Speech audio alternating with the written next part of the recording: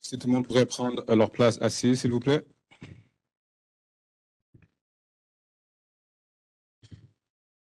Good afternoon and welcome to everyone and also the 80 people plus that are currently joining us online. Merci à tout le monde pour être venu aujourd'hui et aussi tout le monde qui se joint à nous, les environ 80 personnes qui sont en ligne présentement. My name is Stephen Lecomte and I am one of the partnership and outreach officer at the Canadian Intellectual Property Office, and I'm part of the awareness and education team. It is my pleasure to be your host today, your master of ceremony, and also the moderator for the discussion panel that we'll have later today.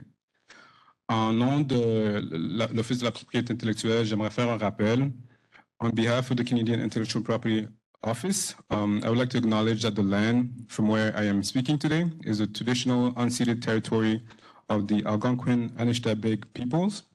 The Algonquin peoples have lived on this territory for time immemorial.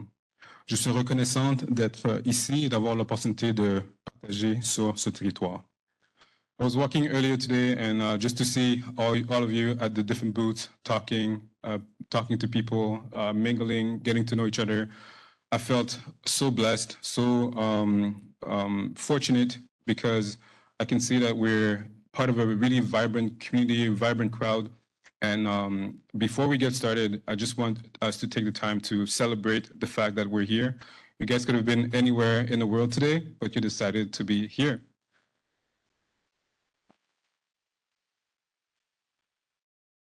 Parfait. Alors, aujourd'hui, c'est avec excitement qu'on va présenter l'événement d'aujourd'hui. The name of the event today is Intellectual Property Business Insight for Black Entrepreneurs. Nous savons qu'en tant qu'entrepreneur, c'est dur de prendre du temps à l'extérieur de votre entreprise. It takes a lot to take time away from your business to come to an event like this. Therefore, we crafted this event in a way to maximize the time that you're going to be spending here today so that you get the most benefit for your time. Lots of insights, lots of partners that came from, one of them came back from France today. Some of them drove from Montreal, some of them drove from Toronto. So we're going to have a great event and it's going to be a lot of fun.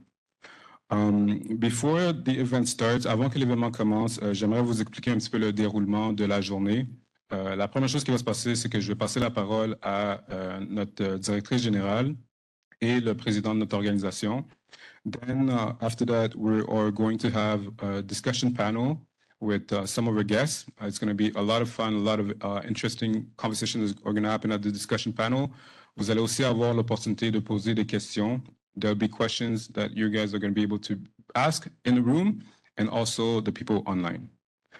Alors, c'est pas mal tout pour cette partie-là. Sinon, après ça, qu'est-ce qu'on va faire? C'est qu'on va avoir aussi nos partenaires. We're also going to have our partners that are going to be at the different tables, and then they're going to be talking to you, answering your questions, and telling you a little bit about them and what they do. Alors, pour commencer l'événement, je vais inviter bientôt les dirigeants de notre organisation à venir avec nous. Now it is my pleasure to introduce to you the Director General of the Service to Business Branch. Her dedication and her passion, her leadership have been so instrumental in making sure that entrepreneurs across the country and also internationally are able to have the success that they need. And elle s'assure que notre équipe et aussi nos clients ont toute l'information qu'ils ont besoin pour avoir du succès. It is with great joy that I would like to welcome my Director General, Cliffandi Pierre-Louis.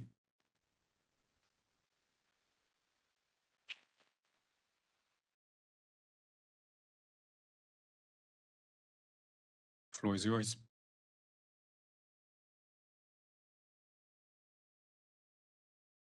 Bonjour tout le monde. Alors, encore une fois, mon nom c'est Cliffandi Pierre-Louis.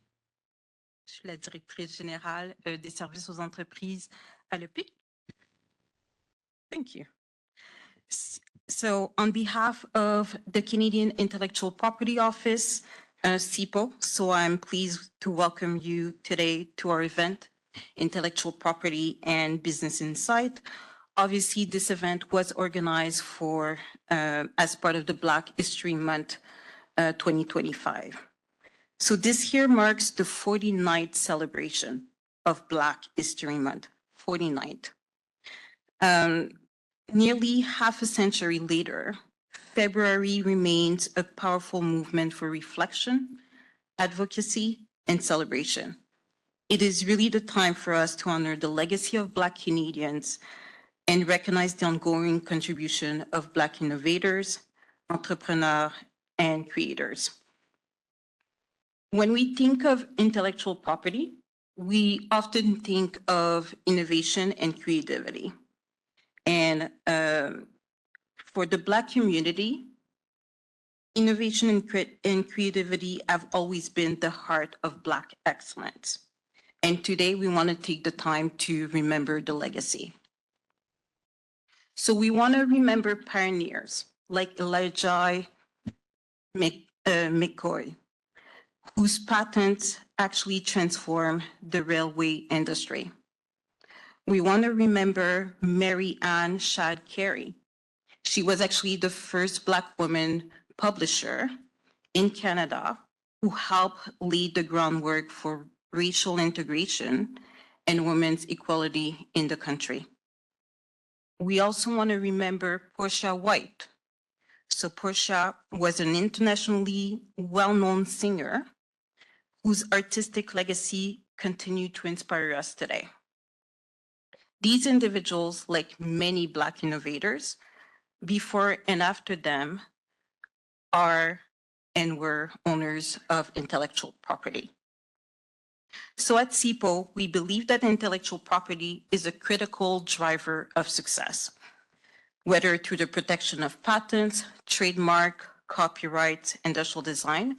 We strongly believe that intellectual property ensures that creators, entrepreneurs, and innovators own their work. So it's really to be able to own the work that you've created, to benefit from your ideas, and to secure your future. This is why we're committed to support Black business owners in navigating the world of intellectual property that is well known to be complex.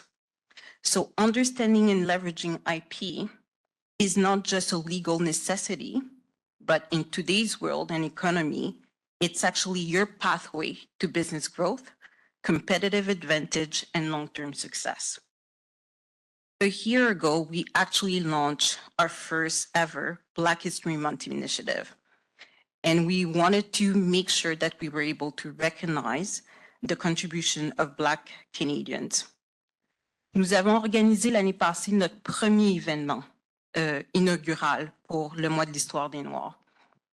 Et nous avons réussi à reconnaître des innovateurs noirs distingués dans leur domaine d'industrie. Et nous avons attiré plus de 300 personnes, que ce soit en ligne ou en présentiel. De plus, nous avons réussi à avoir l'espace du Sénat pour être capable de célébrer 7 innovateurs de renom dans le domaine de la science, la technologie et des affaires modernes au Canada. Today, as we embrace the federal government theme for Black History Month, we want to make sure that we're not reflecting on the past, not only reflecting on the past and the present, but we also want to invest in the future. So our goal is to ensure that Black entrepreneurs have the resources, the network, and the support they need to succeed. This is why today and for the rest of the year, we will be focusing on building connections. So we want to bring together mentors, peers, industry leaders who can support you in your journey for intellectual property and business success. Because unfortunately, success for us is not just about having the right ideas. So success for us is often about having the right strategy, the right vision, the right people in your corner to be able to help you turn your success into a lasting impact. So I hope today's event will provide you with the insight, inspiration, and valuable connection that will help you turn your ideas into a sustainable reality. because protecting and investing in our Black innovation is also building a legacy for future generations. So with that, I will have the pleasure to welcome our CEO, Constantinos Georgaras, who will actually share his remark. Thank you.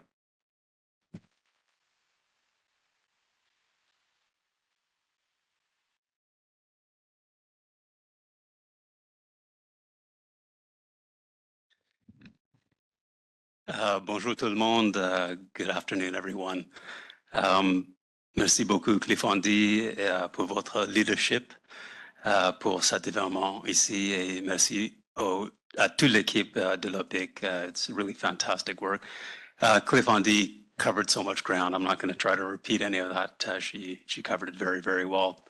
I would like to take this opportunity to thank the many people who are involved here today, who've given freely of their time to make it meaningful for all of us.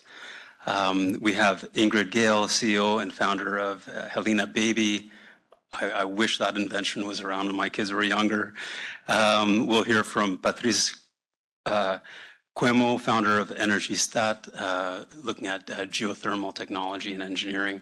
Béatrice Ngatcha, who represents the Intellectual Property Institute and the profession here in Canada. Merci, Béatrice, d'être ici avec nous. And André Galland from CIPO, who will be speaking as well. It does take a village. There are many other partners who are here, and their booths are up. I'll just mention them. We have a group 3737, NRC IRAP, the Futurepreneur, the Canadian Black Chamber of Commerce, Startup Canada, Invest Ottawa, and the Black Entrepreneurship Knowledge Hub.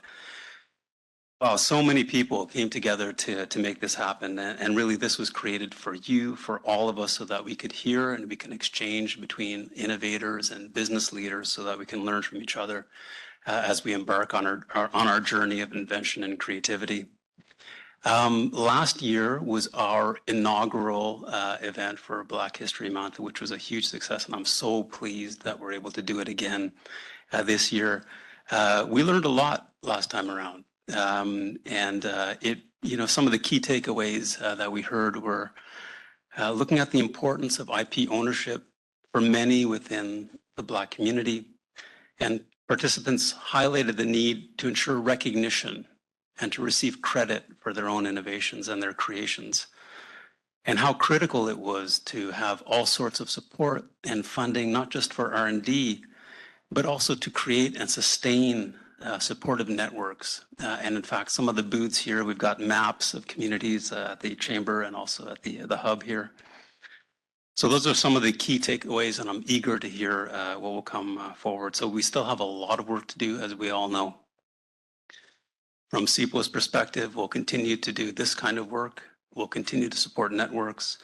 We'll continue to do research so that we can understand the issues, and in particular with this kind of meaningful exchange to get a true representation of what's out there, what the needs are, the barriers, as well as the opportunities. So I will leave it at that. I'm very eager to get started. Merci beaucoup à tous d'être ici avec nous. And I'll turn the floor back to our moderator. Merci beaucoup.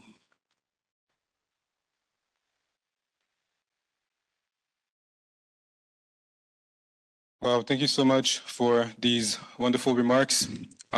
We've talked about a few things. We've talked about networking a few times. The word network came a few times. So don't worry, there will definitely be a space and a time to network towards the end of the event. So stay tuned so that you guys are all going to get to meet each other. And even online, you can chat and get to know each other that way. Pour l'instant, ce qu'on va faire, c'est qu'on va inviter les membres de notre panel à venir se joindre à nous. While we're getting our members of the panel to come join us, what I'll do is just like a quick activity at your table without moving. If you could just introduce yourself to one or two people. We talked about networking. We talked about making sure that you know people. So just introduce yourself to someone that you may have not come with, someone that you may not know, and tell them why you came, who you are, what you do, and what do you know about intellectual property. While we're doing this, I'll invite our guests to come and be at the front with me today. So we'll take a minute to do that. Alors, qu'est-ce qu'on va faire présentement, c'est qu'on va avoir un panneau de discussion. Aujourd'hui, on a des membres de notre organisation, l'OPIC. On a aussi un partenaire et on a aussi des entrepreneurs qui sont avec nous. We have a few people here that I'd like to introduce you to. We'll have some questions here. I have some questions prepared for them. We'll have a bit of a discussion. Then there'll be an opportunity for you to ask questions in the room, and then also everyone online will also have a chance to ask some questions as well. Alors, sans plus tarder, on va commencer. The first person that I'd like to start with is you, André. André Galland is part of our team. He's an IP advisor. So part of his work has to do with meeting lots of businesses, helping them understand how IP works. And then he travels, he does presentations. Even today, he did a few presentations already before coming here. So I'll give him a chance to introduce himself and a little bit about our organization. Does it work like this? Can you hear me? Hello, everyone. Thanks for being here. So as Stephen mentioned, we're a team of IP advisors. We're educators. So we try to go reach out to all Canadians. I cover Atlantic Canada. We help each other out, is to talk to all of you as early as possible, as frequently as possible, to slowly but surely increase your IP skills. And we do it with no strings attached. Okay, so we're not going to check if you're going to file. We hope you do. But the goal is to have trust. And with trust, we can build your skills, prepare you for next steps, and hopefully, because we know that people don't necessarily call their lawyer on day one or their agents on day one. I used to be one of those, and we understand. So, and it's going to be about, I'm going to tell you more about how we go about and how we convince more of you to talk to us sooner, as opposed to once there's a mistake or once there's a missed opportunity. So because we do have those conversations as well, but we try to limit the learning by mistakes. Well, I'll let the other ones introduce, but this is a little taste of what's coming. Wonderful. Thank you so much. Then we'll go to Béatrice Ngatcha over here. She's a partner at Laverie. She's also a lawyer and a patent agent, and she's also a member of the Intellectual Property Institute of Canada. So if you could take a few minutes to introduce yourself as well. Yes, thanks, Stephen. Hello, everyone. So my name is Béatrice Ngatcha, as Stephen has already said. I'm very happy to be here. So I'm a patent agent and a lawyer. What's a patent agent? So we are people who would, when you come up with this cool innovation, oh, you see, I'm speaking in English. I promised myself that I will be speaking in French. OK, I'm switching, je change. Donc, c'est ça, je suis agent de brevet et avocate. Donc, c'est ça. Nous aidons quand vous avez cette belles innovations sur lesquelles, justement, vous partez pour faire vos startups, vos compagnies. Donc, nous, on vous aide à protéger ces innovations-là. On vous aide à protéger, en fait, toute la propriété intellectuelle qui entoure votre innovation, parce que ce n'est pas toujours seulement les brevets, comme on va voir. Et voilà, donc peut-être comme background, c'est ça, je suis chimiste de formation d'abord. Donc, j'étais vraiment auprès souvent aussi dans le rôle de chercheur, donc d'innovateur. Et quand j'ai terminé, je dois aller dans la propriété intellectuelle et éventuellement aussi à l'école de droit. Alors, voilà, je m'arrête là pour l'instant comme présentation et on va en dire plus sur la propriété intellectuelle au cours de ce panel. Perfect. Merci beaucoup. La prochaine personne avec qui on va parler est Patrice Kwemo. Patrice est dans le secteur de l'énergie. Il est un entrepreneur et il m'expliquait que ces projets sont des projets de vraiment grande envergure. Alors, Patrice, tu pourrais nous présenter un petit peu ce que tu fais? Salut, bonjour à tous. Je suis un peu ému de me retrouver ici, mais c'est un très grand plaisir. C'est vraiment un moment important de partager et c'est un grand plaisir que j'ai. Merci pour l'Office de la protection Propriété intellectuelle du Canada, de m'avoir invité. Et je m'appelle Patrice Ngatcha. Je suis un ingénieur de formation, président d'Energistat et entreprise de géothermie. Je ne sais pas si vous connaissez la géothermie, mais on aura le temps dans les discussions. Ce que nous faisons, nous développons une technologie pour mesurer et analyser les propriétés du sol. C'est ce qui permet de réussir les projets de géothermie et surtout, vous permettre de réduire par 4 vos dépenses en énergie de chauffage et climatisation, ça c'est majeur. Et si vous souhaitez faire un projet de transition énergétique pour des questions de décarbonation, et si vous avez un projet à faire, faites un projet de transfert de votre système de chauffage vers la géothermie. Ceci va vous permettre de réduire pratiquement vos GES de près de 70%. Donc, faites-le avec Energistat pour que le projet puisse réussir. Merci. Merci beaucoup. Last but not least, we will introduce you to Ingrid Gale.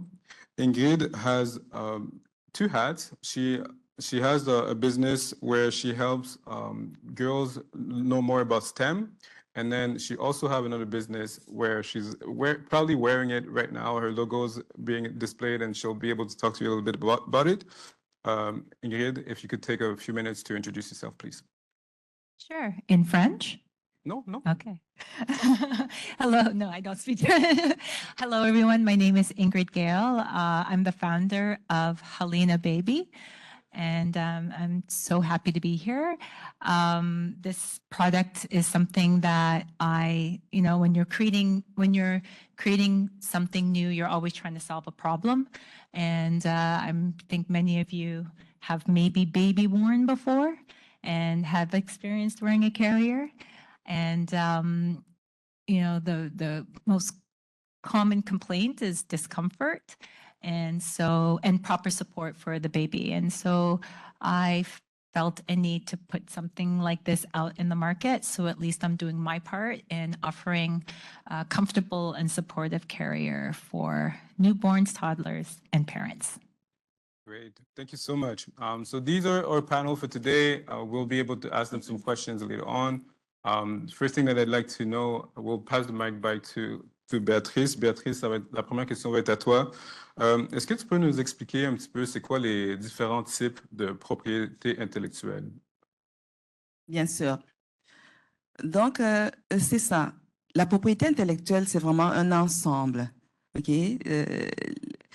Peut-être les 2 les plus connus sont comme les brevets et les marques de commerce. Bon, les brevets. Donc, c'est lorsque vous faites la recherche ou pas, parce que parfois, certaines inventions viennent juste au hasard. Hein. On est confronté à un problème, comme disait ma copanéliste. Là, on cherche une solution. On n'est pas forcément un chercheur. On cherche juste une solution. On veut résoudre un problème ponctuel dans sa vie. Et finalement, on a une innovation. Okay? Et donc, si l'innovation est vraiment comment quelque chose fonctionne, là, on peut avoir un brevet sur cette innovation-là. Et donc, un brevet, c'est donc on va vous donner comme un monopole limité. Vous aurez comme 20 ans pour pouvoir, on vous donne comme 20 ans pour pouvoir contrôler vraiment qui va profiter des bénéfices qui va profiter financièrement des retombées de cette innovation-là. Donc, vous avez votre brevet et, bon, dépendamment de l'innovation, vous pouvez aussi avoir d'autres formes de propriété intellectuelle qui vont aller avec, comme par exemple les marques de commerce. Donc, peut-être votre innovation, c'est un objet que vous voulez vendre. Vous avez choisi peut-être un nom, un logo pour vendre votre produit et donc vous pouvez protéger ça par marque de commerce. Il y a aussi le droit d'auteur. Okay? C'est vraiment beaucoup de choses qui vont là-dedans, les œuvres d'art, un texte, un livre, tout ce que vous avez, une œuvre que vous produisez, protégée par droit d'auteur. Il y a d'autres formes aussi comme le dessin industriel, donc qui va aller protéger vraiment quelque chose c'est-à-dire que le visuel que vous avez donné à votre produit. Okay? Et vraiment parlant de tout ça, ça me fait penser, je comprends que ma copanéliste, son invention, c'est ce qu'elle a autour, qui portait un bébé. Ça s'illustre très facilement. Donc, elle a inventé ce bidule-là qui porte un bébé autour d'elle. Et elle a un nom qu'elle a affiché là pour vendre son bidule. C'est sa marque de commerce. Donc, elle va obtenir un brevet sur son invention. Puis elle a ce nom-là qu'elle utilise pour vendre son bidule. Elle protège ça par marque de commerce. Il y a un logo aussi avec ça. Et je vois une autre forme qu'elle a donnée, comme par exemple les petits dessins, même la forme qu'elle a fait, il y a des petits tricotages autour. Elle peut protéger ça comme forme de dessin industriel. Et peut-être qu'elle a rédigé un texte pour expliquer comment son bidule fonctionne. Ce texte-là va être protégé par droit d'auteur. Anyway, c'est un tout. Et la beauté dans tout ça, c'est que comme ces différentes formes de propriété intellectuelle-là ont des durées de vie limitées. Et des fois, pendant quand une est morte, par exemple, les brevets ou bien les dessins industriels qui sont de durée de vie un peu plus courte, lorsqu'elles tombent, lorsqu'elles sont mortes, comme on dit, d'autres sont encore en vigueur. Par exemple, les marques de commerce, aussi longtemps que lorsque vous l'avez enregistré, aussi longtemps que vous renouvelez l'enregistrement, vous avez votre marque de commerce. Donc, les brevets est mort, mais votre marque de commerce, vous l'utilisez depuis longtemps. Elle est devenue si forte sur le marché que les consommateurs veulent, même s'il y a d'autres produits qui sont venus sur le marché, compétiteurs, lorsque votre brevet est mort, les consommateurs vont probablement aller chercher encore votre marque parce que ça fait longtemps qu'ils l'utilisent et qu'elle est devenue forte. Anyway, donc, identifier tout ça, lorsqu'on a une innovation, on identifie tout ça et on fait une belle stratégie de protection autour de toutes ces différentes formes de propriété intellectuelle-là. C'est vraiment, ça donne une force. Et tu peux m'arrêter quand tu veux. On va sûrement en dire plus encore tout au long de ce panel. Voilà. So one of the things that we're learning from this conversation is that there's different type of intellectual property. It's not all the same. There's different ones. She mentioned trademark in terms of logos, and she also mentioned patents and industrial design and copyright. These are all types of different intellectual property rights that are available. Just by a show of hand, who has intellectual property in a room? Okay, a few people. Who has heard about intellectual property before? Who has never heard about intellectual property and it's the first time that they're hearing about intellectual property? Okay, perfect, great. Alors, peut-être la prochaine question, ça serait quand on décide d'aller de l'avant avec la propriété intellectuelle, comment on fait pour choisir, est-ce que c'est un brevet, est-ce que c'est une marque de commerce? How do we know which one to choose? Perfect. Okay, so elements come up already, but I'm so glad to see that. I think for someone who has never heard of intellectual property, je retourne en force, une personne qui n'a jamais entendu parler de la propriété intellectuelle, il y avait comme juste une main. Okay? Je trouve ça fantastique parce que de plus en plus, on est sensibilisé sur l'importance de la propriété intellectuelle. En effet, la propriété intellectuelle, vraiment, voyez-les comme un bien physique que vous avez, comme une voiture, comme une machine, comme un bâtiment. C'est un bien comme ça. Et donc, toutes les exploitations que vous faites de ces biens physiques-là, vous pouvez aussi les faire de la propriété intellectuelle. Et vraiment, ça a pris beaucoup d'importance. Je suis contente de savoir qu'il y a des propriétaires de propriété intellectuelle dans la salle. Et aussi, il y en a presque tout le monde a entendu parler de la propriété intellectuelle. Comment on fait pour identifier qu'est-ce qu'on fait, quelle forme va avec notre innovation? Vraiment, je vais dire deux choses ici. Donc, lorsqu'on est sensibilisé de ça, il faut aller vers l'information. Et par exemple, j'en parlais à ceux qui travaillent à l'Office de la propriété intellectuelle du Canada. Leur site web est une source de ressources vraiment invaluable. Il y a beaucoup d'informations là-dessus. Et donc, déjà, en parcourant ce site-là, vous pouvez voir quelle forme de propriété intellectuelle irait avec votre innovation. Et ultimement, c'est toujours conseillé fortement de travailler avec un professionnel de la propriété intellectuelle. Okay? Donc, il va vous aider à voir. Nous sommes spécialistes généralement dans chacune de ces formes-là. Okay? Par exemple, moi, je spécialise en brevet, mais on est plus ou moins au courant des autres formes de propriété intellectuelle. Et lorsque je suis en train de travailler pour aider à protéger l'innovation par brevet de mon client, je vais être sensibilisée de voir est-ce qu'il y a un élément de marque de commerce là-dedans, est-ce qu'il y a un élément de droit d'auteur, est-ce qu'il y a un élément de dessin industriel. Donc, ce serait vraiment très fortement, moindrement qu'on a une innovation, il est conseillé de travailler avec un professionnel. Il va vous guider à faire vraiment un bon choix des formes de propriété intellectuelle qui sont adaptées à votre innovation. Et comme on disait tout à l'heure, s'il y a plus d'une forme, c'est tellement beau parce que vous pouvez avoir facilement une protection infinie, du moins par marque de commerce. Parfait. Parfait, merci beaucoup. Avant de continuer, j'aimerais rappeler à tout le monde que si vous avez besoin d'un casque d'écoute pour la traduction, ils sont disponibles. Juste levez la main, puis quelqu'un va venir vous en apporter un. I just want to remind everyone that if you need a translation, just raise your hand and someone will bring you a device so that you can hear in the language, both language.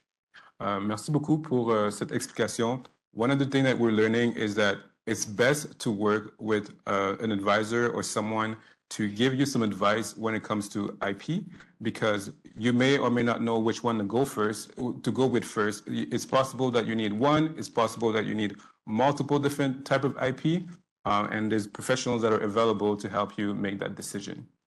Merci beaucoup pour ce commentaire. La prochaine personne à qui on va parler, c'est André.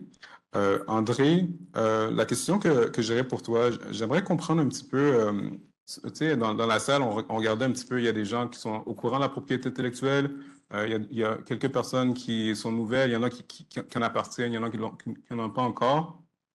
What's an advice that you would give to someone? I know you're an IP advisor. You meet with multiple people. On the website, we talked about the websites a little bit. There's hundreds of tools available. But someone sitting in the room today, they're looking for an advice when it comes to IP. What advice would you give them? Well, I would talk to someone as soon as possible. If you don't feel like starting your first conversation tomorrow with, again, a lawyer or an agent, you could contact people like me. And then we have over 140 learning products on our website. Okay, so there's from eye level to more detail.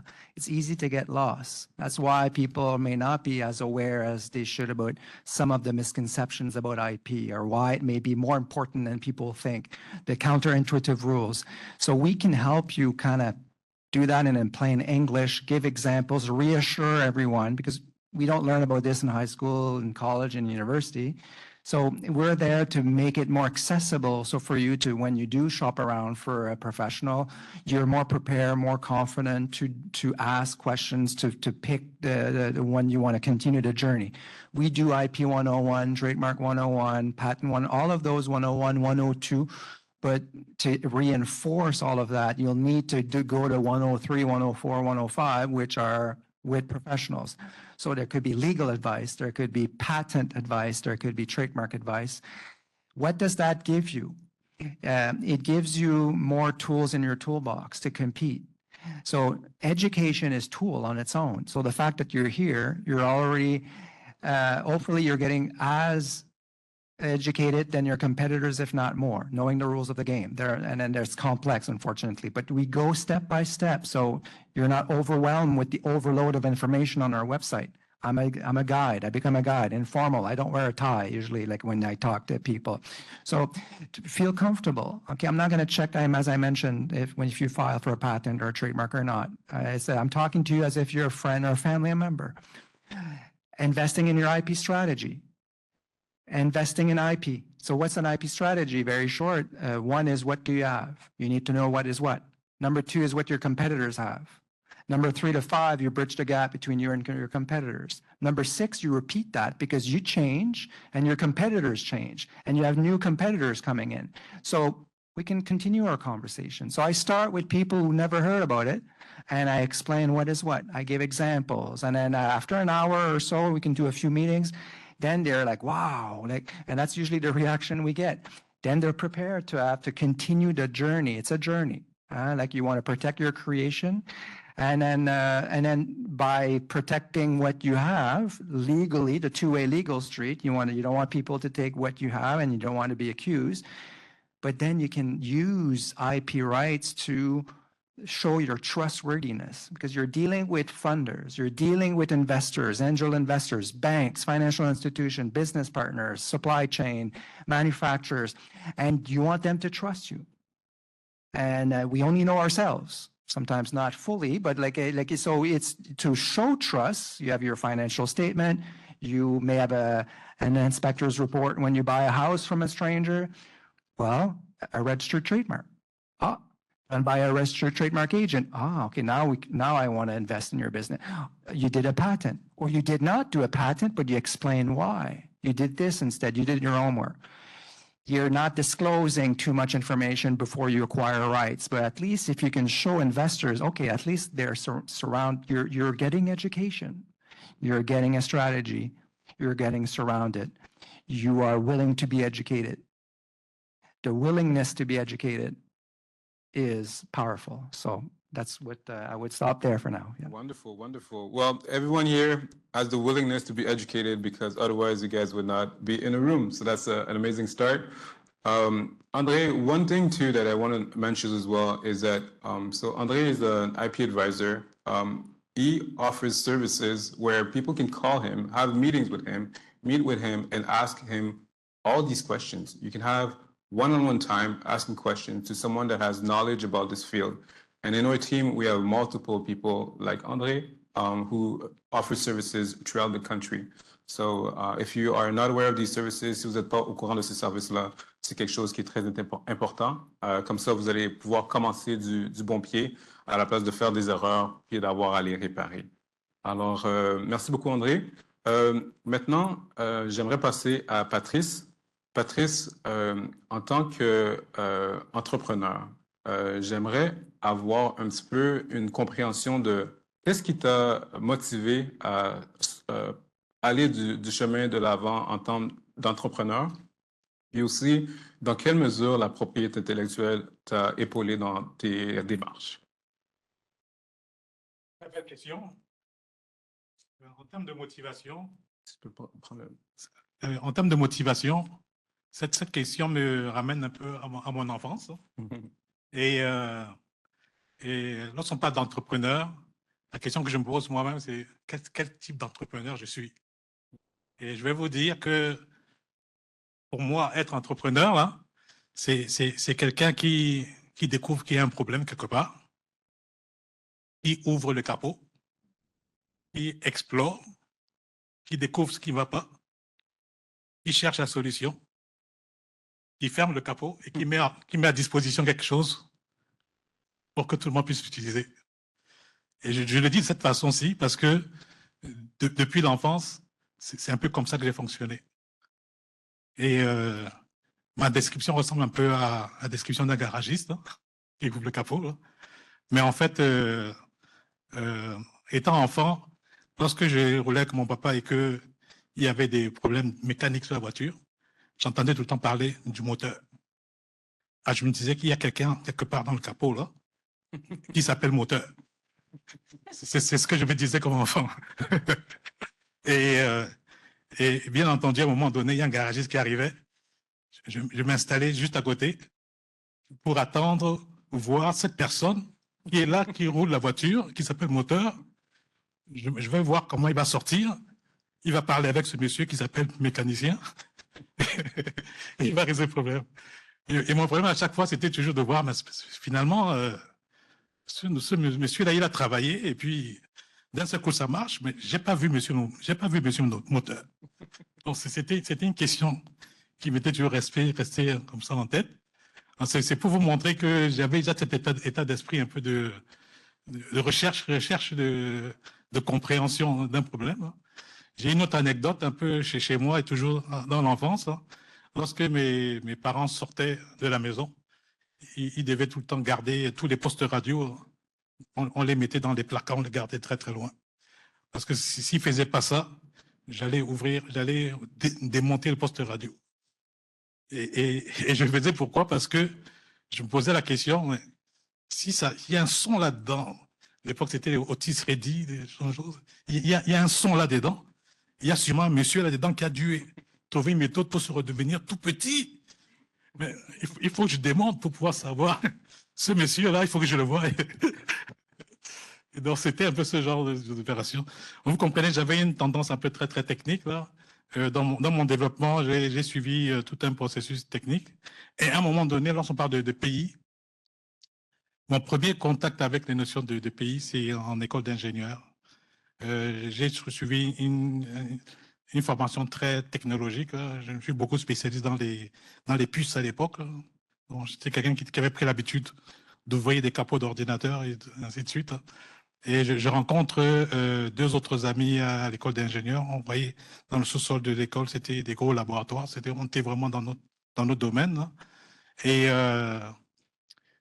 on se met ensemble à trois et on s'amuse un peu entre les systèmes d'exploitation et puis le hardware d'ordinateur. Et on réalise qu'on a une capacité à rendre le DOS multitâche. Ceux qui connaissent le DOS Operating System, à l'époque, c'était système avec un problème de système d'exploitation. On pouvait faire juste une commande à la fois. Dans nos amusements, on a rendu ça multitâche. On pouvait ouvrir sur un ordinateur, ouvrir plusieurs sessions et faire ses commandes. On trouvait ça extraordinaire. Il y a une grosse compagnie qui était intéressée par ça, qui s'appelle Air Liquide en France. On a même vendu quelques exemplaires. Et tout de suite, on a eu quelqu'un qui était en relation avec nous et qui nous a dit, ouais, il faut stopper d'essayer de faire du commerce, là. Maintenant, il faut protéger ce que vous avez là. Bien entendu, étudiant, pas d'argent dans la poche, on cherche de quoi vivre. On n'a pas fait attention à ces commentaires-là. Et même, je dirais qu'on a abandonné le projet. En fin d'études, on est tous allés faire un travail. Là. Et c'est quelques temps après que OS2 de IBM là, sort sur le marché. Ça paraît un peu fou, là. Mais lorsqu'on creuse un peu, je regarde un peu avec mes amis, on réalise que c'est vraiment le système multitâche qu'on essaie de faire. C'est ça qui s'appelle OS2 chez IBM. Je ne veux pas dire qu'on aurait fait la même aventure commerciale que eux, là, mais c'est sûr et certain que si nous avions pris la peine de faire un brevet sur qu'est-ce que nous faisions là, on serait au minimum en discussion avec ce géant-là. On serait au minimum en discussion avec eux. Et ça, c'est quelque chose qui m'est resté en tête. Dire, effectivement, il faut faire des choses, mais par moment, il faut s'arrêter et se poser la question, est-ce que ce que je fais là a une autre utilité en fait, il faut voir loin. Il faut voir loin. Et lorsqu'on est tout petit, il ne faut pas se dire que parce qu'on est tout petit, on ne peut pas faire des très grandes choses. Il y a des chemins qui existent et je pense que là, c'est une des grandes forces de l'API. Parfait. C'est vraiment une des grandes forces de l'API. Et je dirais que il faut vraiment pas sous-estimer la valeur du fruit de notre imagination là au départ. Là. Il faut vraiment pas sous-estimer ça. Il y a des situations au niveau commercial qui peuvent être assez importantes. Donc en termes d'importance du brevet là, pour moi c'était vraiment le déclencheur. C'est ça. Merci beaucoup. One of the things that he's mentioning is he talked about when he was young, he would learn about cars and he would do a lot of research. And this is kind of how he got led to becoming an entrepreneur. And he even talked about the fact that when he was younger, him and some of his classmates, they started working on something, but someone told them to stop working on it, but they had to protect it. But unfortunately, he was young. He didn't have the funds necessary to do it. And then in the future, he learned that someone else, bigger players in the space, ended up doing something very similar to what he ended up doing.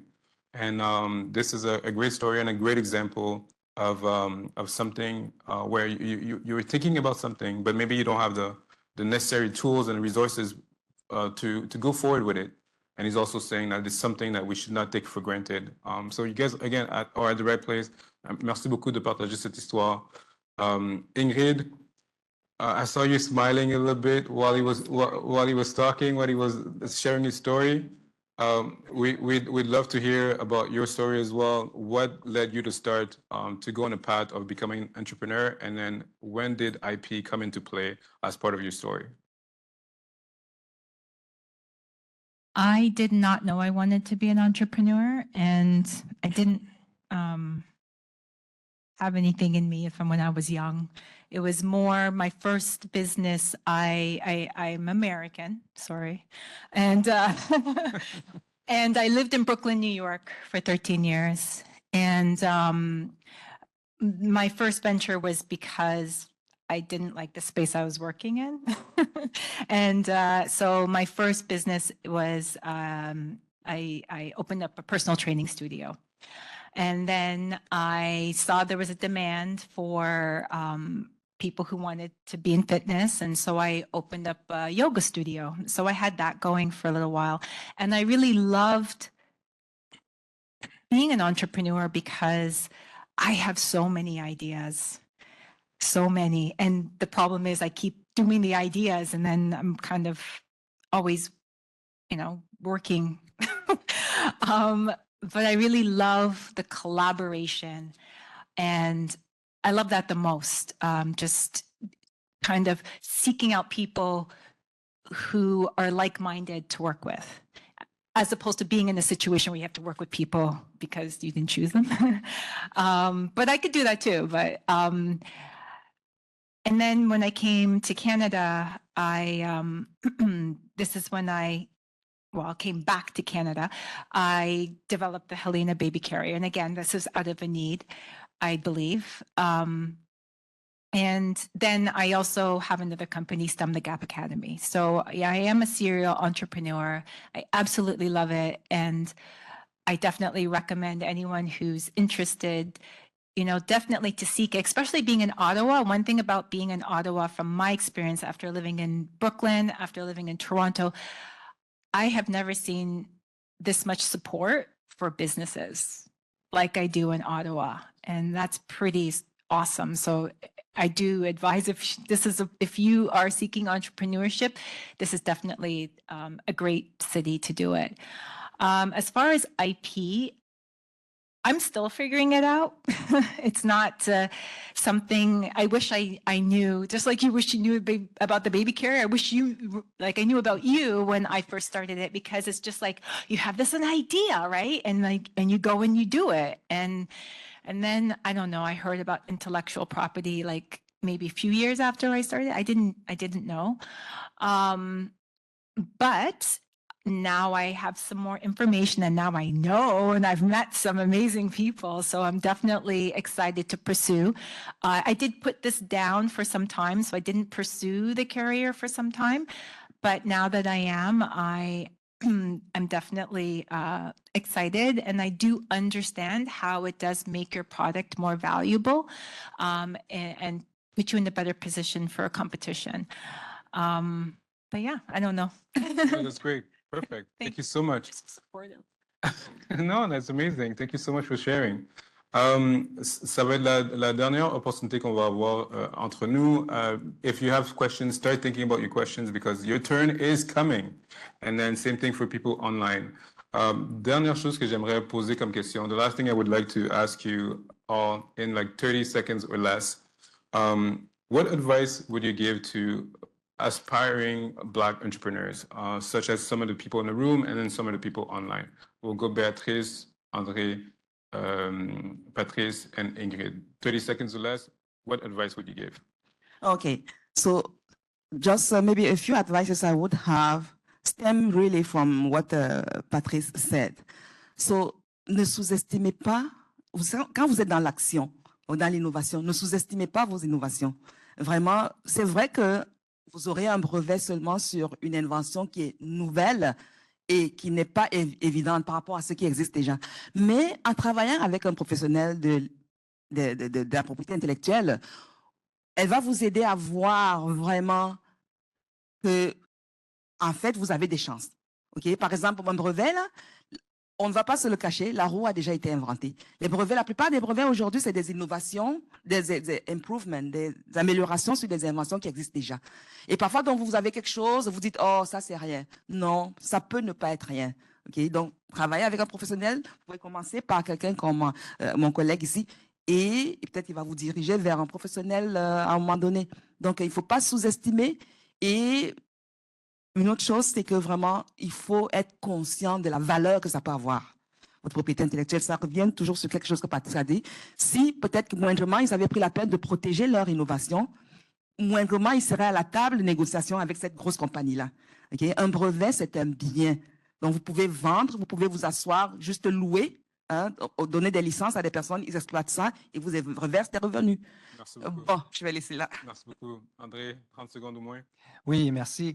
La première chose que je dirais à tout le monde, c'est les idées préconçues, c'est dangereux. Puis and then the unknown unknowns is dangerous. So be open to learning, and then also don't dismiss. We often hear, "Oh, IP is only for the big companies." Let me talk to you about that when we have a chance. There are many studies that show that it's actually more important for startups. I would expand. So I don't use slogans like we try, like all of us experts, we do too. We try to explain why we say what we say. Like there's data behind that. So IP is also another myth. IP is always expensive. Not always. IP is only patent. Not always. And then I can go in sub-myths with myths. It would be like there's only two types of trademarks in Canada. So a business name on its own is not a trademark. A corporate name on its own is not a trademark. A domain name on its own is not a trademark. There's only two ways to get a trademark. But then I would explain, and you would know more than your competitors if you are open to learning. I'll leave it at that. Merci beaucoup. Deux mots, là. Je ne vais pas me répéter puisque j'ai parlé c'est vraiment une question de brevet. Vraiment, il ne faut pas sous-estimer ce qu'on fait. L'autre chose que je vais ajouter, c'est on peut croire que tout ce qui est lié à brevet, on parle d'invention. Forcément, il faut être un ingénieur, il faut être un PhD, mais non, c'est une question d'imagination au départ. Et c'est donné c'est pas réservé à une catégorie de personnes. Ça peut venir de partout, à toute personne. Je veux donner un exemple. Hein, c'est juste donner une image. Une maman qui fait de la cuisine et qui met 10-15 condiments dans une sauce à répétition pour avoir un goût continu. Pour moi, c'est une ingénieure chimiste. Donc, il peut avoir matière à brevet derrière, mais peut-être qu'elle ne le sait pas. Donc, c'est vraiment ouvert à tout le monde. Merci. Merci. Thank you. If you have an idea, go for it. Don't get stuck on how you're going to do it. There's always people to help you. When I had my idea, I had an idea, but I didn't know how exactly it was going to transform. But then I found the seamstress. I found these people and we collaborated to make this happen. So just don't get stuck on the how and be really happy. You have an amazing team to answer your questions. As again, I wish I had that. And you're so lucky, all of you who are hearing about this for the first time, who have ideas. You're off to a very good start. Thank you so much. Don't go anywhere. We're going to take questions from the crowd. S'il y a des gens qui ont des questions, juste levez la main. Quelqu'un va venir vous apporter un microphone. Je vois la première main levée ici, une autre main ici. Vous pouvez poser la question dans la langue de votre choix. You can ask the question in the language of your choice. Okay. My name is Jeanne Lehman, Black Canadian Women in Action. By the way, je viens de Edmonton. On n'avait pas mentionné. Je viens de l'Ouest. On veut parler de l'Est. OK. La question sera pour vous, Béatrice. D'abord, c'est très important de faire ce que vous faites parce que nous accompagnons les entrepreneurs et je pense que beaucoup non seulement peut-être ne le savent pas, mais ne font pas, genre, breveter tout ce qu'ils font. Pourtant, on sait que l'innovation est là. Donc, ma question serait, est-ce que c'est mieux, lorsque quelqu'un décide de breveter, de le faire pour le Canada ou le faire à l'international? Voilà, c'est parce que je sais qu'aujourd'hui, on est dans un village global. Est-ce qu'il faudrait juste le faire au niveau du Canada ou alors le faire? Et lorsqu'on le fait au niveau, est-ce qu'on est vraiment bien protégé? Excellente question, vraiment. Et bon, en partage, je vais vous dire tout de suite, un brevet international, ça n'existe pas, malheureusement. Donc, les brevets vous couvrent dans chaque juridiction dans laquelle vous avez déposé une demande de brevet et obtenu un brevet. Donc, en d'autres mots, un brevet canadien va vous couvrir au Canada seulement. Un brevet US va vous couvrir au US seulement, ainsi de suite. OK? Bon, maintenant, choisir où on va avoir un brevet, c'est vraiment comme un peu une décision d'affaires. Vous voulez avoir un brevet selon vos activités commerciales. En général, donc, où est-ce que vous allez faire affaire? Et aussi, où est-ce que vous pensez vos compétiteurs sont installés? OK? Donc, vous aimeriez avoir des brevets dans ces endroits-là. Bon, vous pouvez tout de suite imaginer. Donc, peut-être ça peut être plusieurs pays dans le monde.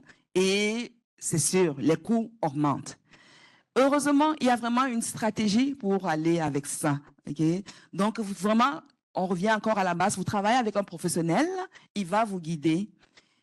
Donc, vraiment, il va vous faire partie dans un processus où on commence ici, on progresse. Et donc, les coûts, malgré que c'est vraiment énorme, c'est vrai, mais ça va être progressif dans le processus. Vous n'aurez pas à dépenser d'un coup toute votre sous pour avoir la protection brevet. Voilà. Donc, c'est vraiment comme la stratégie à faire et stratégie pour propriété intellectuelle, ils vont de pair.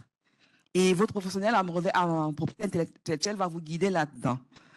Va faire vraiment que les coûts soient comme progressifs dans le temps et pas... Je saisis l'occasion aussi maintenant pour dire que vraiment, on est vraiment sensibilisé par l'importance de l'API et les gouvernements ont comme compris. Il y a vraiment de l'aide maintenant. Souvent, notre communauté, on est comme peut-être un peu timide pour aller chercher ces aides-là. Il ne faut pas hésiter. Il y en a, je vois le Paris là, qui est là. J'ai plusieurs de mes clients qui bénéficient du programme de là. Je vois Elevate IP. C'est vraiment, j'ai aussi des clients qui bénéficient du financement de là. La propriété intellectuelle, c'est pas donné, c'est vrai. Ça coûte un peu cher, mais heureusement, en ce moment, il y a de l'aide. Parfait, merci beaucoup. She's mentioning that there's a lot of support now available for businesses to have access to IP. So some of the partners are here, and you're actually going to have the opportunity to meet them at your tables as we're doing the next exercise. Now we'll go to questions online. There is one question online. One sec. Oh, here we go. So Nico online would like to know, how do you deal with your failures and successes? And they haven't specified who on the panel, so I'll leave it to you to duke out who wants to respond to that question.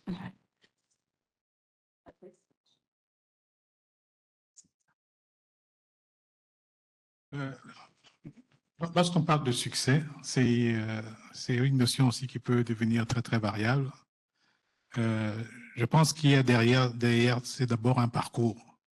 Et ce qui compte de plus, c'est que tout le long de ce parcours-là, de sentir qu'au quotidien, à chaque mois, qu'on pose un jalon de plus et qu'on avance ainsi, même si de temps en temps, il y a des problèmes à résoudre, ainsi de suite. Hein. Mais avoir le sentiment qu'on est en train d'avancer, qu'on s'est donné un objectif et qu'on est vraiment en train d'avancer. Et il faut être capable de supporter tous les contre-coups. L'API a une très, très grande importance dans tout ce processus-là. Dans le cas d'une entreprise qui est un David et qui va sur le marché des Goliaths, je dirais que pour ce processus vers le succès, là, l'API prend encore 2 à 3 fois plus d'importance. Moi, dans mon cas, parlant si on revient à la géothermie, là, c'est en 97, si vous vous rappelez, il y a eu la crise de verglas au Québec. J'habitais à Pierrefonds avec ma famille, plus d'électricité. On avait un poêle à bois au sous-sol et au bout d'un jour, il n'y a c'était plus possible de rester là. On est sorti, on est parti chez la famille qui était à Saint-Laurent. Et là-bas, tout le quartier était autour d'un poteau électrique. Question de savoir quand est-ce qu'il va tomber. Parce qu'évidemment, s'il tombait, c'est tout le quartier qui allait manquer d'électricité. Mais bref, c'était toute une histoire. C'est vous dire, j'ai vraiment senti qu'il y a une problématique de vivre dans un espace où on est dépendant d'une seule source d'énergie et qu'il faut avoir une multi-source d'énergie. C'était une ouverture de capot pour moi. Donc, c'était un processus qui avait commencé à ce moment-là. Je me suis intéressé plus profondément, bien que j'avais une formation en génie électrique, là, je me suis à ce moment-là intéressé plus profondément aux questions énergétiques et par ricochet, pour aller rapidement, je suis arrivé à la géothermie. Et ça, c'était on était dans les années 97 à 2000, pratiquement à 2009. C'est en 2009 que je crée la compagnie. Hein, et ça a été beaucoup de tentatives. Et c'est le premier déclencheur que j'ai eu, c'est lorsque j'ai pris contact avec Norton Rose pour faire un dépôt de pays. C'est à ce moment que j'ai commencé à être considéré sur le marché. Avant, j'étais... De quoi il parle? Il a appris l'électricité, il a une carrière d'ingénieur. Maintenant, il veut proposer un produit d'hydrogéologie. Donc, il n'y a pas de confiance. C'est à partir d'un pays que la confiance s'est installée et que j'ai cheminé par la suite, quoi. I love this. I love this. One of the things that he mentioned as part of his answer is that before he had IP, he was not really considered in the market. Like people were wondering, what is he talking about? How does he know about this? But then when he decided to go forward and get IP, people started paying attention to him, which actually signified one of the importance about having IP. I think we have another question online. Okay, so Hi. My question is for the two entrepreneurs. We've been talking a lot about competition, and André said something that I think is very important. As part of your IP strategy, you have to find out what your competition has. So as entrepreneurs, and maybe speaking particularly to people who are starting out on their entrepreneurial journey, what tools do you have to find out what your competition has? Is it as easy as a Google search? Is it your networks? Is it a database? Yes. It's a lot of research. You got to find out all your competition, all your competitors. Like I literally make a comprehensive Excel document. I'm sorry, I don't know who asked the question. Oh, was it you? Sorry. I make a comprehensive Excel document. I put every brand that baby carriers, for example, and then I'll just go column by column, like, you know, what they have, what they don't have. And I compare myself and I compare them. And then I kind of come to the top, maybe 3 that are like my biggest competitors. And then I, again, try to find what's different about me. But it's like, you have to do your research. Like research is key. Juste en complément. Allô? Oui. Juste en complément d'information, hein. Stratégiquement, ce serait aussi intéressant, après avoir analysé votre concurrence, comme elle a mentionné, là, dans son brevet, on parle de brevet, de la réclamation qu'on va aller chercher. Il faut que ce soit un élément de distinction. Si dans votre réclamation, vous distinguez des forces de vos concurrents, c'est une force commerciale que vous venez de créer, là. Au-delà de la protection, là, ça devient une force commerciale. Et je pense que dans la stratégie des brevets, c'est quelque chose à quoi penser, quoi. Wonderful. Oui. Bon, c'est ça, juste pour compléter aussi, côté vraiment brevet. Les compagnies, en général, font des veilles sur leurs compétiteurs pour voir leur activité brevet. Okay? Et ça peut se faire très bien aussi sur le site de l'OPIC. Donc, il est bon de savoir les mouvements côté brevet de ses compétiteurs. Et donc, voir ce qu'ils font, voir, Patrice a dit un mot assez technique, là, voir qu'est-ce qu'ils réclament dans leur brevet, c'est quoi les revendications, c'est quoi le monopole vraiment, c'est quoi la portée de monopole qu'ils demandent, et comparer à ce que nous, on fait. Et je ne vais pas entrer dans les détails. À partir de là, il y a plusieurs choses qui peuvent être faites. Okay? Bon, je profite aussi ici pour mentionner un autre aspect. Il faut vraiment vérifier ce que les compétiteurs font aussi, parce que comme on a dit, donc on a des brevets sur nos innovations à nous, qui nous donnent dans le monopole, qui nous donnent le droit de stopper quiconque veut nous copier.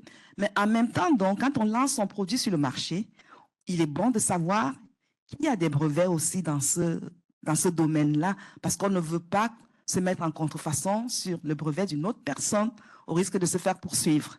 Donc, c'est ça, vraiment la surveillance, côté propriété intellectuelle, là, la surveillance entre compétiteurs et de mise, que ce soit pour se protéger, aussi pour éviter les ennuis.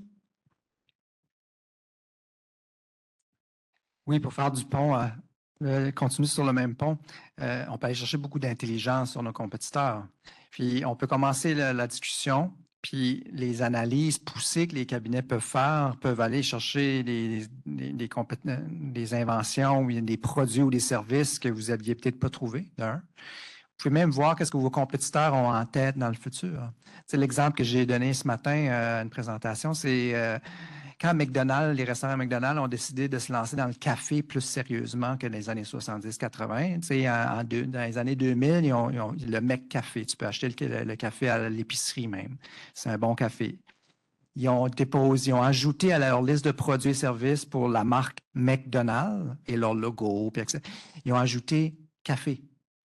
OK? Fait que ça donne. Fait que si tu es Tim Hortons, puis tu es Starbucks, puis tu es toutes les autres compagnies de café ou même Burger King, puis tu fais une veille, tu dis, oh, ils ont changé de stratégie, McDonald's, là, ils se lancent dans le café aussi. Là. Fait qu'il y a des façons d'utiliser les bases de données de propriété intellectuelle ou la propriété intellectuelle pour aller chercher l'intelligence sur nos compétiteurs. Ça peut être intéressant. Puis une façon que je pense aussi qui peut être utilisée, qui n'est pas souvent discutée, c'est faire du remue-ménage avec un groupe ou lire des articles scientifiques pour s'inspirer. Une autre façon de faire du remue-ménage, du brainstorming, c'est d'aller soi-même sur des bases de données de brevets, des bases de données de... Ça peut être une façon dans votre équipe de développement de produits, ou vos ingénieurs, ou le monde en marketing, le monde en développement de produits, etc., les scientifiques. Ça peut être une autre source d'inspiration de continuer à innover, d'être au courant des règles du jeu, puis d'utiliser les outils qui sont disponibles à votre disposition. Fait que ça pourrait peut-être même inspirer des membres de votre équipe et vous-même à créer encore plus, juste en étant au courant de ce qu'il y a là. Fait que c'est quand même des bonnes ressources que la plupart ne sont pas au courant. That's a really good point. Really, like if some of you don't know, there is databases that are available at CIPO where you can actually go and search and try to figure out what other people have created. C'est quoi les choses que les autres gens, ils ont déjà créées. Ça peut vous donner des idées. It can inspire you to create your next thing or to maybe even partner with someone else that created something that is interesting. Any more questions online? Yes. The next question is from Chris, and it's directed to Ingrid. You mentioned that you receive a lot of help here in Ottawa. Could you please expand on that? Did Invest Ottawa provide you with any support? And if so, how did they help? Yes, for my business, that Girl Boss Chess, it was the original name, I got a grant, and that helped impact the business because they was able to create a digital training system to onboard new educators and put them through the system. And that was huge for me. And I'm very thankful for Invest Ottawa. Wonderful. Thank you. There's another question. There's a question dans la salle. OK, il y a plusieurs questions dans la salle. Je vois plusieurs mains levées.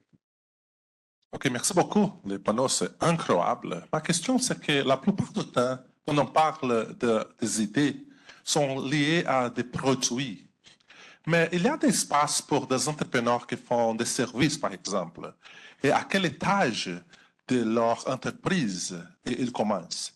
Par exemple, vous parlez que vous avez reçu un grant pour faire votre travail, par exemple. Et c'est les services... que ce n'est pas vraiment produit, mais c'est des services pour offrir à la communauté. Il y a des espaces pour faire de propriété intellectuelle. Yeah, so that's a good question because we often think that IP only applies to goods, but it also applies to services. So, and one of the big one that applies to both is trademark. So like if it's a dating app or if it's all those apps, many of them are software as a service.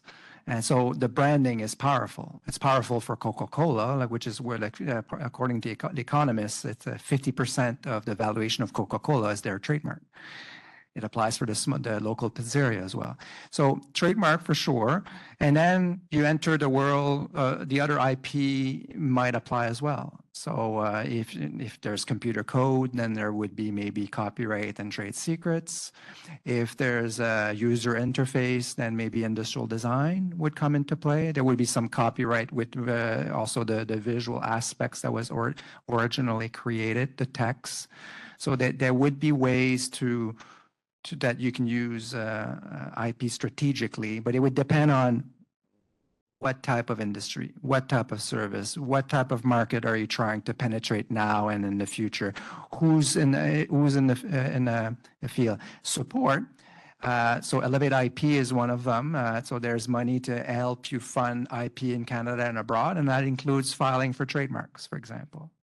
Okay, or getting some of those legal contracts because there's also contract law. There's other areas other than what we've talked about today that come into play that are either IP, like trade secrets, or quasi-IP, like contract law, employment law. So Elevate IP is one of them.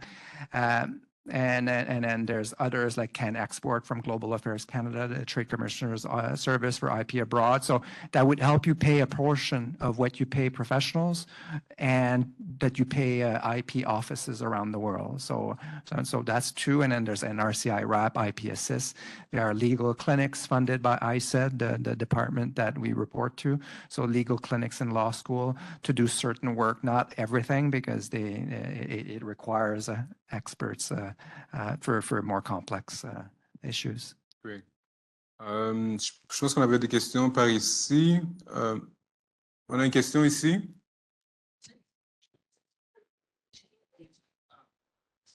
Can you hear me? Okay. My question is in regards to copyright and specifically dealing with AI.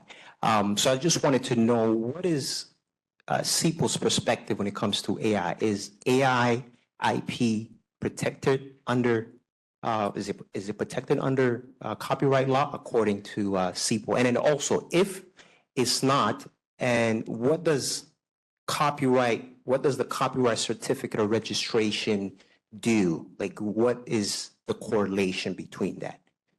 Yeah, there's probably like 6 or 7 questions in there that are all being studied as we speak around the world. And so like just a step back. So CIPO is the registration office for copyright. Without going into too much detail, copyright is automatic. You don't need to come to us, but it's a nice to have to register because it's automatic. As soon as your work is original, fixed on a material, and you're not copying someone else, by law in Canada and over 150 countries for the past 100 years, it's automatic, not like a patent. So that's one thing. So the registration certificate, I've read in literature that CIPO has so there are people who are submitting for registration in different offices, not only Canada, AI only generated work. So one of the issues is AI only versus AI plus author. So that's being studied. So as to whether there's a copyright, and or another issue with AI and copyright is whether the AI program is copying too much, so there would be an infringement. And who would be liable? The user, the program developer, the AI company. So these are issues that.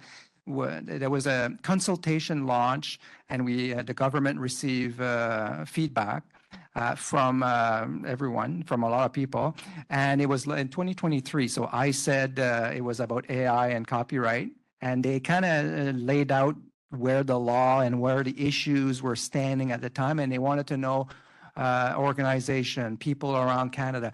Other offices did the same. The U.S. Copyright Office, they just released in January 2025. Part 2 of the report is whether that issue exactly as to whether it's copyrightable. So, and then there's going to be a 3rd report about infringement. So our report is not out yet. And when I say our, I mean the government of Canada, not CIPO, like I said.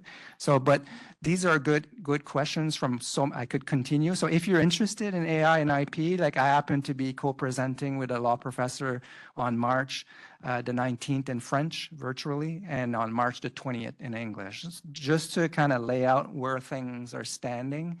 Just for an hour, we could go on for hours, but it's evolving every day. be careful, more so than other evolution of technology or other area of law. Law has always evolved, technology has always evolved. Copyright had to adapt when photographies was not a painting, it was a machine taking an image. The same with digital, like digital music was not someone playing violin at an orchestra live. So it did evolve, it did adapt. So it's if you're interested, and that we can share maybe, or you can reach out to me. To reach out to us, IP Advisors, it's canada.ca/IP-advisors, and then you'll see all of us there. And then I'm only one of the source. I always recommend to consult multiple source like I do. Andre will also be at the roundtables later, so you'll have also a chance to talk to him directly at the roundtable. We're going to take one more question from the floor, and then if you have more questions online, we'll go back to online soon. Question here. I said a Kifanzi. I don't know who raised. Merci. Très belle discussion. So we are focusing a lot in saying that it's never too early to look into IP, to look into intellectual property, to be interested in intellectual property. In one of the pamphlets that we've shared on the table, a quote from our CEO is also saying that it actually can be too late, right, to think about it. So do you have example where you've connected with a company and it was too late? And what was the impact on the business in not considering intellectual property early? Okay, yeah, definitely. And this particularly in the patent field, you need to act at the right time. Because an invention, you have a patent on an invention when the invention is new. If you already published it, it may be too late. Okay, in Canada, there's this 1 year grace period that they give. If you have disclosed your invention, you may still be able to get a patent if you file the patent application within 1 year. So, specific example where it was too late. I remember it was these researchers from Laval University who got in touch with us to file, to make a first filing. Usually it's what we call usual US provisional patent application. So to have a priority date. So we did that, we filed it. And 1 year later, usually when we are filing the formal one, 1 year later, we advise really to go on to make a search of the of what already exists, to see what's out there. And we did that, and even proceeded with filing a formal application because we didn't see anything relevant that would potentially stop from having a patent. But later in the process, we found out that someone had filed a patent application, the same type, US provisional patent application, the day before. Wow. Like the day before. And so the patent system is on the first to file basis. So the first person who filed is the person who's going to get the patent. And so the right on that innovation was lost like that. It was basically almost the same thing. And also something that's important here to see is that, as we say, great mind think alike. It's amazing how you can see people independently in the world coming up with the same innovation. It happens. So really, once you have your innovation almost ready, get in touch with someone and then file a patent application because it actually can be too late. Yeah. So yeah, and it's very critical in the patent field. You can really lose your right to your innovation just by not filing on time. Thank you. Yeah. Andre, did you want to add to this? There's a reflex of humans, and I'm probably guilty of it too, of like,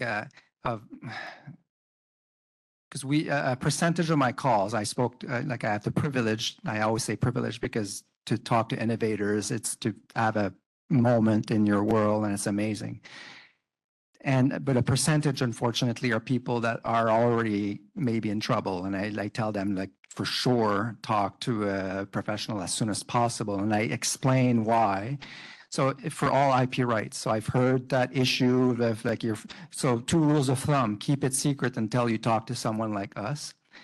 For industrial design, for patents, maybe for copyright, because it needs to crystallize your artwork before it needs to be fixed, like I mentioned, even your trademark. First to file for trademark or first to use. And so keep it, the importance of confidentiality. That would have solved many problems and unfortunately, I had tough conversations with client. Okay, many, unfortunately. For trademark, there are simple things that could avoid so many problems. So don't click submit too quickly. Like 80%, 70 to 80% of trademark filers do it with an agent. So we recommend it. I would give you many reasons. So to avoid having all the conversations I had about something as simple as just a logo. Yeah, but we've heard today that a logo and a branding is powerful. So there are a lot of rules. So you have to do it properly, because when it's worth money, people fight over it. When they fight over it, a lot of rules to be fair among competitors. So, and last one is ownership. So if you're in business partners right now, you may not be friends in 2 years. That's the life. That's it. So do ownership. Inventors, ownership. Creators, artists, ownership. Trademark. I have trademark application. The 2 business partner, only one of them is listed as applicant. What happens if the business in 3-4 years has huge success? Your relationship may change. So let's try to do that. Yeah. Thank you. Thank you so much. We'll go to question. My name is Christopher. My question is this: with this era of blockchain technology, if I have my idea tokenized, is it protected? If the idea is tokenized, is it protected? The name, you mean? Okay. I have an idea. Like recently, I got an idea, and I tokenize. I put it on the blockchain to tokenize to create the idea for me. Yeah, that's it. I put it outside there. Yeah. Is it protected? That's raised a lot of questions as to what type of, is it a good or service, like, and then which IP would apply? And because if you put it out there, is it a disclosure for invention purposes or for industrial design purposes? If you put it out there, then who has access to it is another issue. It's a bit like I'll make an analogy, like a blockchain. I understand that it's supposed to be very secure, and then but let's make it even more simple. Like when I have artists who said, I wrote a book and I want a date stamp, and they said, I mail it to myself. I heard that a lot. The U.S. Copyright Office in the Q&A, they say this, they don't answer the question either. Because you need proof. If 2 people claim to have written the book the same date, and that's usually not the biggest issue. But if it is, then you need, so mailing it to yourself, then putting the book in an envelope, sealing it, bringing it to Canada Post, they put a stamp on it, they mail it to yourself, you get the envelope, you don't open the envelope. Is that good proof? It's questionable. You should probably do more than that. And then that's where copyright lawyers would, but a blockchain raises these issues, and I would probably talk to an IP lawyer for sure to see what other issues from a copyright perspective, if it's copyright you're looking at. From a patent perspective, whether it's a disclosure or whether someone could take all of it and then file for a patent before you do. So depending on the type of property you're trying to protect, rules, the way they would apply to your blockchain example, we would have to talk a bit more and privately confidential, because you don't want to disclose too much during a presentation like this for the reasons of confidentiality. So keep it for yourself for now. We have one question online. I'll have one last one, and then we'll go to the break. So Oren says, hi, I have a concern about all the pitch competitions for Black businesses and also IP programs where they have access to your idea. I find that ideas can also be stolen as inventors are trying to get their products to market. Can you talk about the legal aspect of this? And then there's a and then it continues.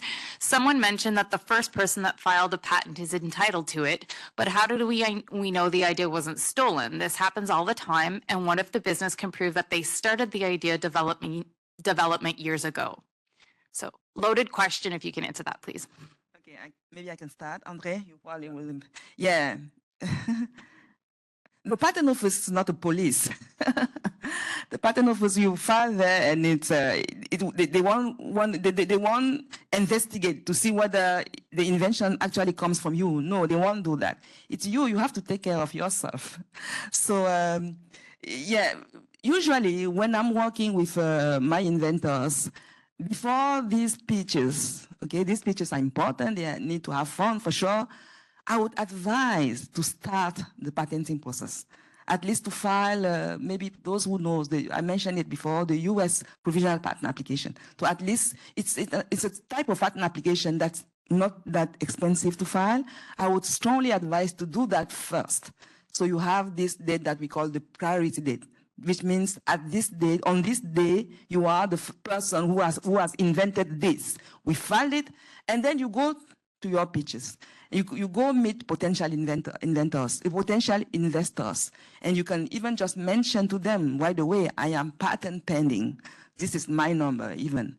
And it gives you, from what Patrice told us, it even gives you more credibility, okay? So you have filed for a patent application. You can speak about your invention freely. So I would advise before going on the pitches to at least do that. Start the patenting process, because of course, someone can steal your invention. You can disclose to them if you haven't done anything. If you haven't disclosed to them on a confidential basis, they can steal your invention. They go file it. It's the first to file system. They will be the one having the patent on your invention, for sure. Yeah. Yeah, that's the very important. And I like that agents and patent lawyers, I always say, okay, before you do a pitch, because you could look at what could be disclosed and then what's been written in a patent application. So at least you can, that's like patent 103 or 104, which is worth the investment before you do pitches or before you go on a trade mission. I get a lot of calls or, oh, next week I'm going to India, or I'm meeting. It's like, that's why we want to start early. Science fair, like hackathons, like there's, when I presented to educators last year, a national conference of educators, I did talk about that, like, as they talk to kids. So when they go at science fair, like there's I did a hackathon once, a presentation, and I was like, okay, like these issues come up too. And then there's if you're interested, you Google, it's the Harvard Business Review wrote an article on AI and hackathons. Like, so it's, and then it becomes complicated if it's disclosed or ownership issues and stuff like that. But so it's better, you're gonna look better if you go see people to an investor. It's not good to go too quickly, because then the investor may say, well, you're actually proving to me that you're too in a rush to do the proper thing, so I trust you even less. Okay, so you're losing rights. That's like I didn't invent this. Like I don't claim any. I've read it, but it's true. Like and I've seen it before. So you want to show to people you're trying to impress. Like I mentioned earlier on, one way to impress the people you're trying to impress is to show that you're doing things in the right order, that you've done your homework, that you're teachable, and so take your time if you need to, because otherwise you might waste time because you would lose what you're trying to achieve. So there's a way to navigate to try to not, because you don't want to do perfect homework either. We understand that you're not looking for the analysis that never ends. So there's a right balance. There's a really right balance, and they're used to it. Thank you. In 30 seconds, really 30 seconds, one last question for everyone. What's the role of IP from your perspective when it comes to building legacy for Black entrepreneurs and Black communities? We'll start with Ingrid, Patrice, André, and Béatrice. 30 seconds. You can pass if you don't want to answer. Go ahead. Okay. I mean, IP, we know is important, and the advice would go for anyone. So yeah, including the Black community, for sure, go for it. There's so many things you can do with it. Just as I said at the beginning, and even Clafendi said that in her, think of it of really a good, one of the assets that you have. You can exploit it in any way. You can do the same thing with intellectual property. So there's help to secure intellectual property rights. So don't leave it there. Just take advantage of this help and get your IP rights. We heard about David versus Goliath, and that's something if you're starting and you have extra walls to go over, like getting IP will actually help you, because like David versus Goliath, but also like it helps also to demonstrate trustworthiness. Yeah, last year, one of the panelists at Thierry Lindau from Appley, he mentioned that for Black entrepreneurs, like compared to maybe other entrepreneurs like that have networks and then they're like very established, it's hard to get financing. Like I remember his message, it was very touching. So when you don't have a huge established for years network of funding, then one way to get to try to catch up or to surpass is to acquire those IP rights. So ownership of that can be empowering for those who are trying to catch up those who may have more ingrained. So that would be my last comment. Thank you.